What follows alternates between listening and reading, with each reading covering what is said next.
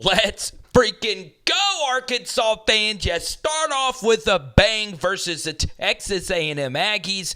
And, man, this shows you the absolute brilliance of Taylen Green. So Arkansas's offensive line, particularly early, really struggled blocking Texas A&M's ferocious front, right? We talked about that in our preview piece earlier this week, all right? That happens here, okay? Spin move to the inside. This is a nasty beat against Carmona. And then off the right edge, you have a ton of edge pressure just on a straight kind of bull move. And you'll see that Taylen Green has to find some way to get out of it. Not only does he do that, he finds his way through the middle, okay? This is the downside when you rush aggressively. Even if you have three guys beat their one-on-one assignments and get home, you give up all of this versus one of the most electric dual-threat quarterbacks in the SEC. So Taylen Green could probably run for this and it'd be bang-bang. But this is a good sign of maturity here, stopping and throwing this football down the field. Obviously, Taylen's not an accurate thrower, but when he's on a run, he'll put some Dan Marino-level accuracy, bang, to some of the best hands you'll ever see in the SEC, and Isaac Teslaa. I mean, the dude's got vice grips, and he hits them right in stride, and it's Burn City for a tutty. That shows you what Taylen Green could be, and you should be excited about him and the future of Arkansas football. Yeah, Arkansas's defensive line has had some issues over the past couple of weeks. Now, I understand the Auburn game overall defensively, you held them to hardly anything, but Auburn has probably the worst offense in the SEC. 97, I'm not sure, is SEC material. He got eaten up in spring pretty badly, and he got eaten up pretty badly at the beginning of this game. Maybe it changes. I'm recording some of this while the game is actually going on, but no corner is going to be able to survive that. But this is a year 6 player, okay? You've got to know, if you're Keon Stewart, you're wearing Uno, right? You've got to make a play. You don't have to make this tackle. You really don't. This is what a lot of DBs struggle with. Whatever you do, don't leave your feet. Just stay standing. He's never going to burn you in this situation. Let him, in fact, run into you, right? But you lose your feet, okay? You're diving at ankles for whatever reason. It's just the dumbest thing you can do. And guess what? This is an 8-yard completion. This happens right in front of Sam Pittman. I would bench him and strip the Uno from him. Give number 1 to someone that actually wants to go out there and make plays. And not even Metcalf, who is, been one of the best safeties in the SEC this year. He can't save this either. So just a real bonehead play right there, and it's deuces, okay? That should be taunting, by the way, if we want to be technical. I hate taunting, by the way. I think it's the dumbest rule in all of college football. Let them taunt, but that should have been taunting a flag. Throw it 15 yards, but, man, I don't know. It's a penalty. 4th and 15, and we get to the call of the game. I mean, you have got to be kidding me, Sam Pittman, pulling this off. It's excellent. All right, if you on film are showing you have man-to-man blocking schemes and your back is turned to the punter, take it, okay? And that could just be a read by the punter right here to go for it, all right? Which is crazy because he has to burn a good skill guy right here. And guess what? He does, okay? Off to the freaking races, and they still don't know what hit him.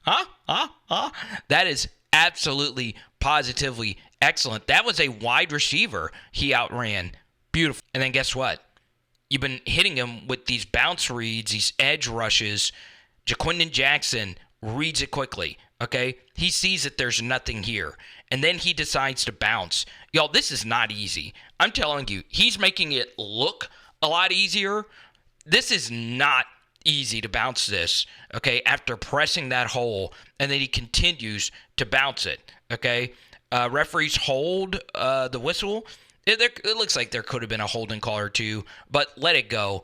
Landon Jackson scores, and we got ourselves a shootout, baby. Alrighty, so we get to a play that was as big as a fake punt in this first half. And Arkansas fans, come on, you knew this was never going to be easy, okay? This is Jerry's world. The game always gets weird. The one thing I would do if I'm playing a defensive line like A&M that loves to fly down the field, I would tighten the splits of the running backs and the quarterbacks here just to get through the play faster, right? It's not a bad play call to leave somebody a read in, especially with Taylen Green unblocked, but this has just got to be quicker, and you'll see that Stewart here just blows this up, and the ball is loose, right? So that is just very unfortunate from Arkansas' standpoint, and it's a fumble. All right, and really no surprise, 12 personnel pre-snap motion. If you watched what we shared with you on Wednesday, I told you that they were going to run this play, okay?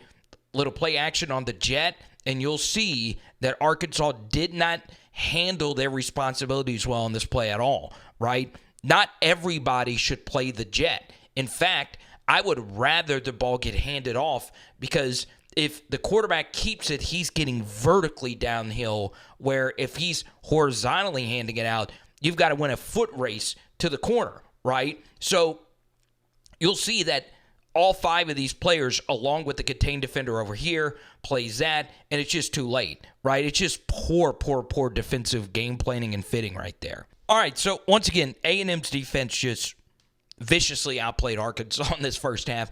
I understand 14 points is always a good total, but once again, it was one explosive play mixed in with the fake punt, which turned into a tutty, okay? This honestly is not hard quarterbacking at all. It's just hard if you are not comfortable with playing this style of QB play from the pocket, okay? Bang! Okay, your best player is in a window that you're looking at that you could deliver, okay? So it's tough. I would need the end zone copy to truly see if this is open.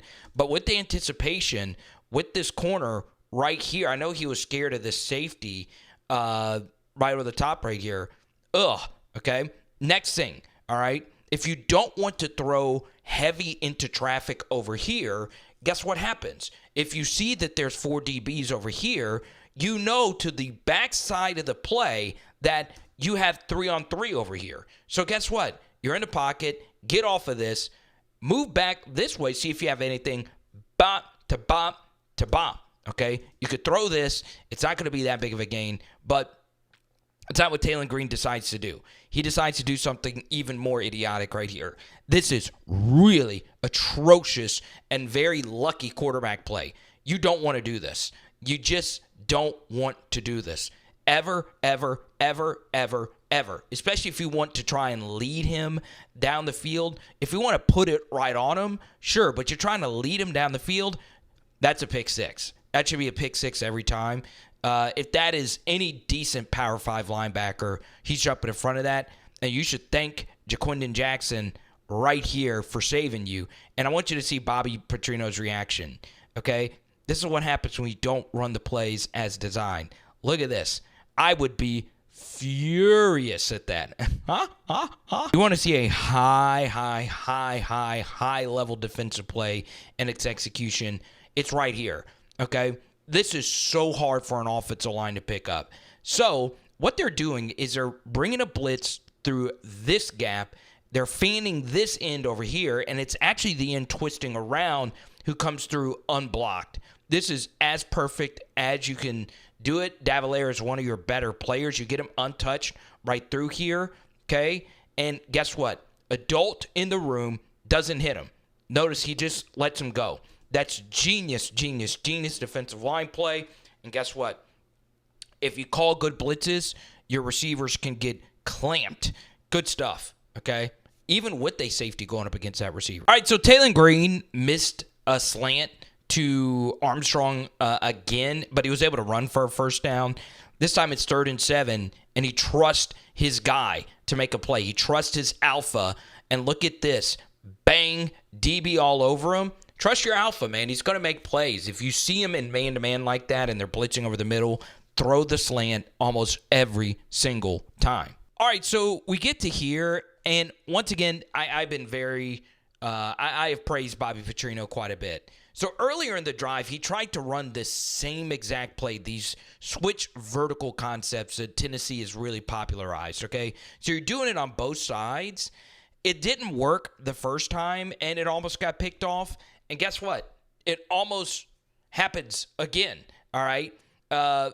Pocket kind of breaks down. Taylen Green breaks this off to the right side.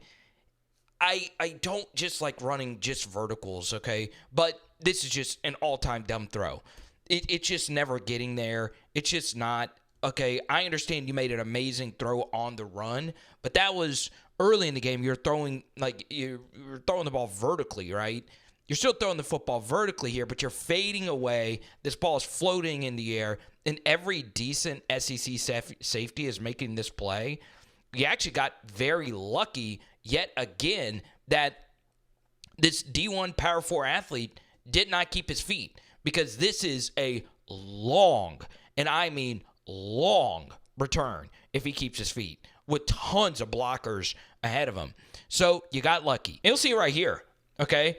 This is a foot race versus DJ Hicks, and I know that there's this guy right here.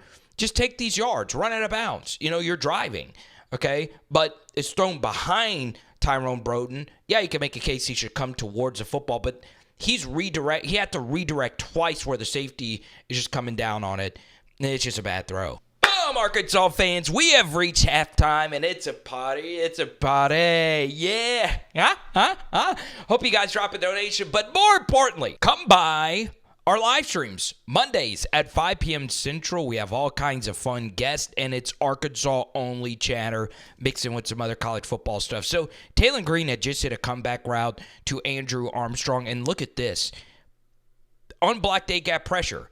There's not many quarterbacks that can get out of unblocked A-gap pressure, and Taylen Green is probably one of the 10 in all of college football. Throws an amazing throw here to Armstrong, and it is just short of a first down. Yeah, so 3rd and 6, and you could just probably tell, Arkansas fans, I've done a film study on every game. I felt this was Bobby's shakiest game, all right? 3rd and 6.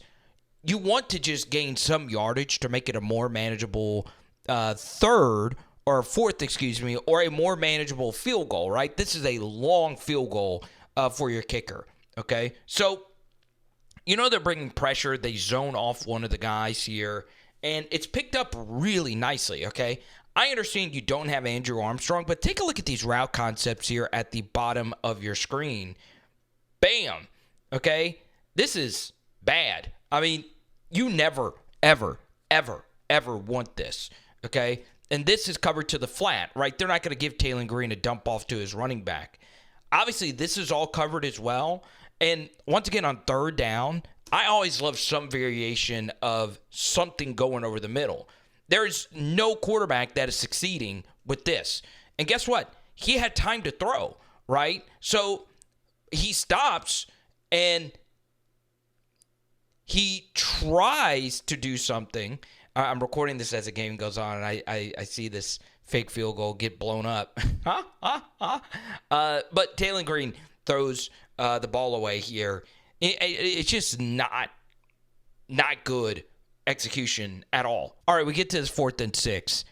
All right, do you really think coming out of a timeout, so you burned a timeout here, that they weren't going to be ready for a fake? And then on top of that, this is one of the worst fakes I have ever seen, okay? What I'm guessing is supposed to happen here.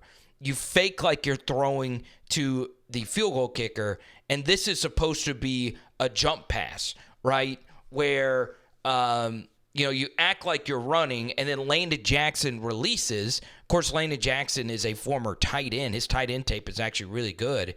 But you see that gets picked up. Okay, so actually, no. He's not actually going out on a route. This was supposed to be a trap, okay? I'm guessing this is supposed to be a trap. All right, this is ridiculous play design.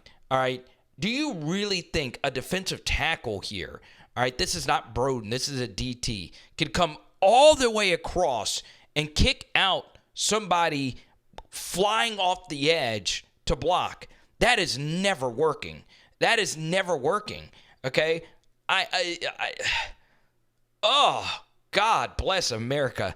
That is the dumbest thing I think I've ever seen.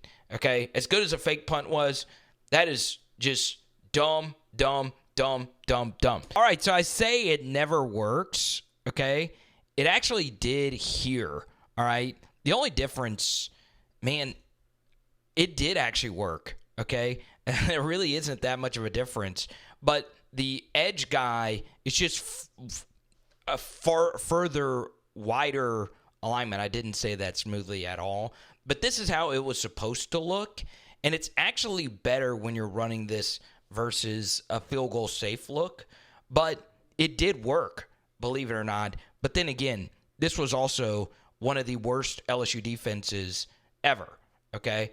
But, man, did it work? All right, so this is basically like the play you saw a little bit earlier, right? You get pressure through the middle, and honestly, with this single high safety being here, it looks like, and you guys let me know in the chat who number 11 is over here. I know he's getting some run with the, Jaden Wilson selfishly quitting the team. Does he have a step here? I don't know. If it's single high and he's bailing this way, you want to take advantage of this matchup on a goal ball every single time. So someone's got to get here and actually win this matchup. The second thing is with this safety being this far deep, you would like to think someone is getting open off the snap. And, well, they are, okay? So get off of this. If you're not going to throw it, let's work backside and bang. This is a huge, and I mean huge ball to Isaac Teslaa right here. Okay, he's got the DB absolutely burned. Taylen doesn't throw it, okay? And this is the downside, okay? We talked about this and the complexities of, well, why is it this guy getting targets? And why is this receiver sucking? And where's Luke Haas? It's because Taylen knows in the back of his mind, and I've talked to elite dual threat quarterbacks in the past, in the back of your mind knowing that you can run out of any situation, guess what? You're never going to throw this. And until you start throwing this, you're not going to get to the next level as a quarterback. So this is not a bad play. Obviously, you pick up some yards here, but you want to know why Andrew Armstrong gets so many targets. It's because there's a lot of this on tape. So this is a good 9-yard gain, but it could have been more. Alrighty, it's 3rd and Batesville, and Arkansas gets in pistol. This is a 3-man front with 2 backers here, okay? You have to like your numbers and run the football. I'm tired of seeing teams throw. LSU does this better than anyone else, okay? I'm not saying LSU's perfect or anything like that, but they have done this consistently, all right? 5-man box. You have to feel good about blocking 5 people in the box versus 2 high, DBs falling backwards, okay? Guess what happens? It gets blown up, right? Arkansas's offensive line was brutally beaten. But Taylen Green's athleticism and Landon Jackson pulling off one of the best runs I've seen this year, all right? This is, I don't know how many other ways I could describe Landon Jackson other than he is the best running back in the SEC, because this is what best running backs do. Play gets blown up. He has to survive this guy's tackle, all right? Remember, guys have been slipping on this turf. If he falls down here, you have to punt the football. You just do, okay? Then he's still got to get something here, all right? Because if you fall down, it's a 50-plus yard field goal, all right? But not only does he not fall down, he breaks another tackle and carries the pile. Look at this. And because he breaks that tackle, you get extra people to get back into this play, and he's falling forward for all these yards, and he saved you 3 points. What a freaking play. All right, we get to this 3rd and 4, and this is Danny Saley, a transfer DT. So if you're going to do what he's going to do on this play, you've got to make the play. So he's responsible for this gap, and you have a contained defender right here. So what he elects to do on this down block is swim it through the opposite side, okay? So if you are going to do this, okay, you have got to get flat and get back into your gap, okay? The offensive tackle does not mind letting you go to the left. At least you beat it clean. So now there's no need for you to not do anything else other than get flat, all right? But you see, he penetrates just a little, and Le'Veon Moss is able to get through him, You got to make that tackle, okay? You've just got to make that tackle. It's a difficult tackle, and there's other people that miss the tackle, but if you make that play, it becomes a manageable fourth down and a tough decision for Texas A&M. Then we move ahead here. Texas A&M was just running it stretch right, stretch left, and guess what they do? All right, split zone on 1st and goal. This is brilliant play calling. I think Arkansas should run this play way more often. It was a big part of their offense last year, one of the few things that Enos did well. Now, some would say, hey, is this a hold right here? Okay, you guys let me know if you think that's a hold. It does look like there is some grab right here, okay? And, yeah, I'll let you be the judge. But either way, I don't think that is affecting this play at all, really, and it's a touchdown. All right, so this is one of the downsides of Jayden Wilson quitting the team, is you have players who aren't Power 5 ready.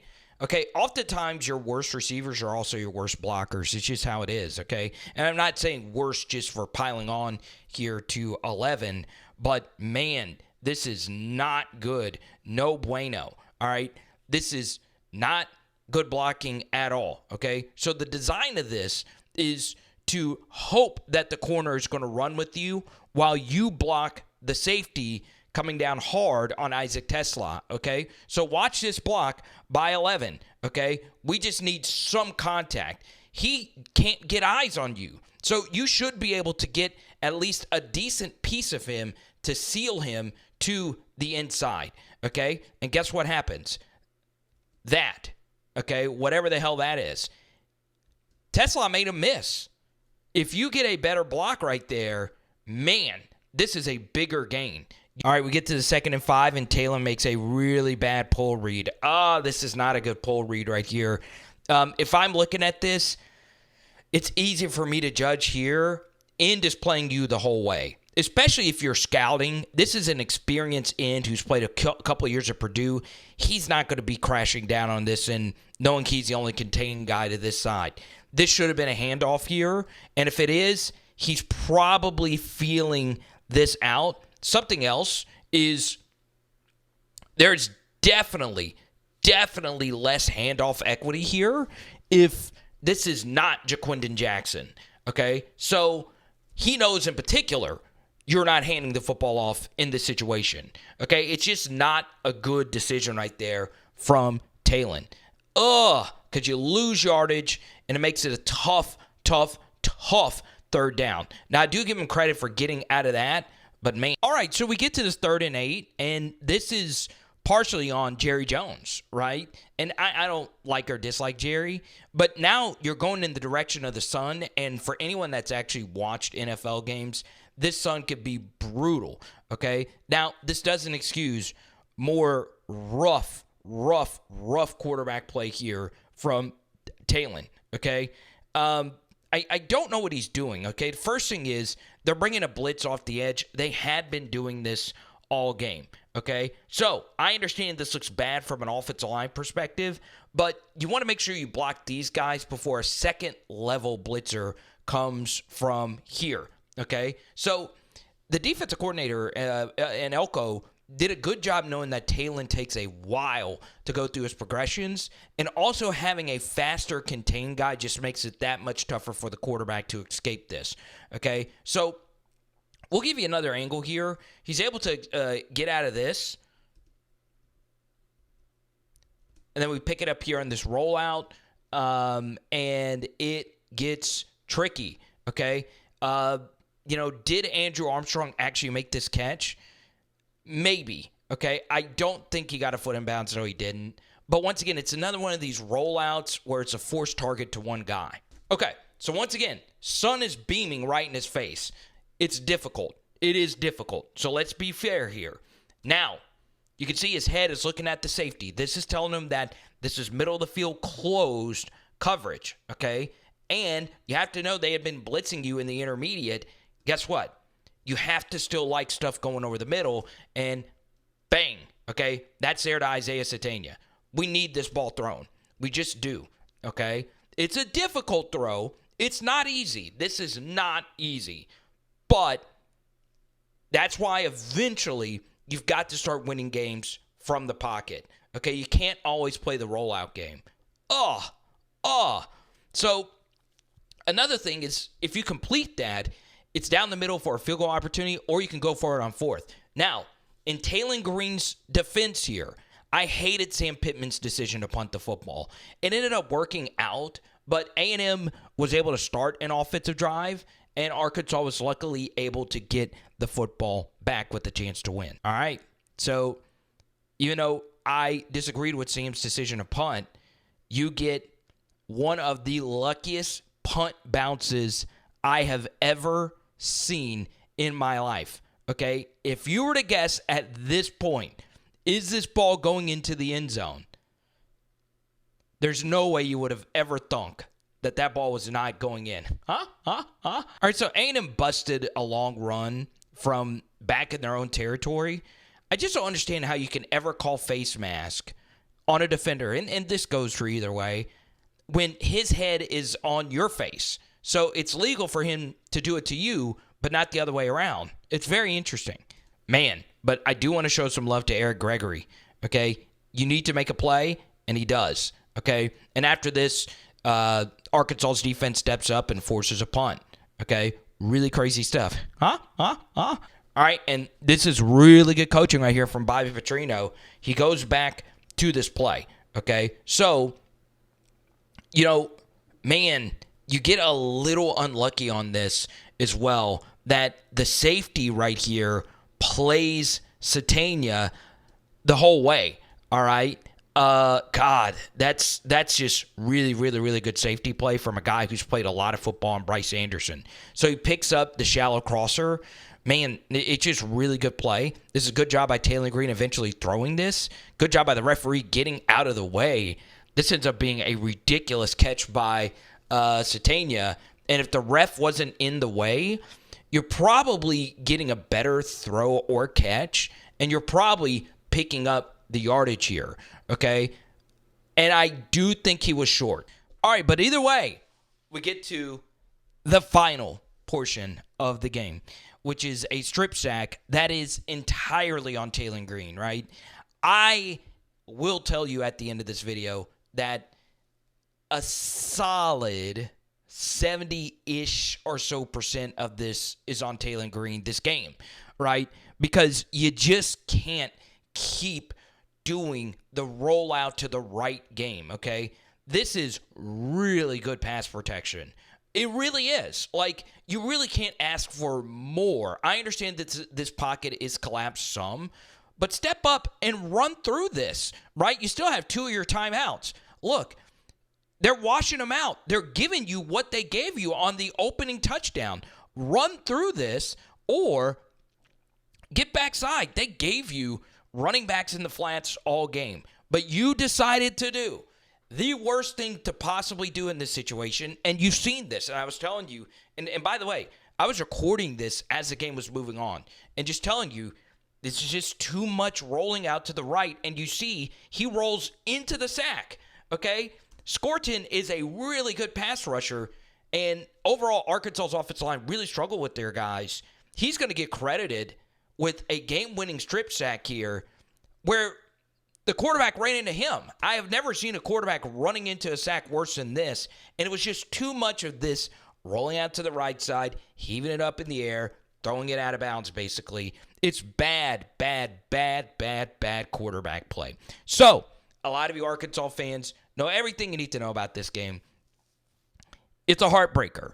It always starts off the same way, where it looks like you're dominating pace of play. You're dominating the game. You start off with the lead just for you to choke it away there at the end. I hated the 4th and 8 punt call. The fake field goal kind of gets canceled out with the punt. This might be the dirtiest thing I think I've ever seen. Okay, that should be a suspension. It honestly should be a suspension. And he's had some other shaky things. God bless. I would send this into the league office. You guys know, if any of you are boxing fans, rabbit punch, back of the neck. God, that is Okay? You do have the elite game-breaking athleticism from him, and you just got to, settle with these growing pains. But defensively, you did enough to win. A&M was a good rush defense going into this game for the most part. Outside towards the end of the game, I think he did a good job overall stopping the run. Marcel Reed really didn't beat you. And you guys have seen the final stats. So I want to ask Arkansas fans this question. Don't forget, Mondays, 5 p.m. Central, live streams. This is another close game that Sam Pittman has lost. Do you believe it's a him thing? I just want to know, do you actually believe it is him losing these close games? I hated the 4th and 8 punt, but, man, you outgained A&M by roughly 100 yards, 3 turnovers to no turnovers by Texas A&M. It shows you how much these turnovers really can swing a game. But it's tough, right? Because what the analytics would say and what the math would say is, hey, this close game stuff will eventually sway in Arkansas's favor. But I don't even want to tell you Sam Pittman's record in one-score games because it's going to make you very depressed. I don't know how much I put this on him, but it is another close game loss, okay? We'll discuss. I want to sleep on it. Monday night at 5, I'll tell you if the close games are on him. S! Power, hour, SEC, boom! And tonight, we are doing taco soup. Let's go.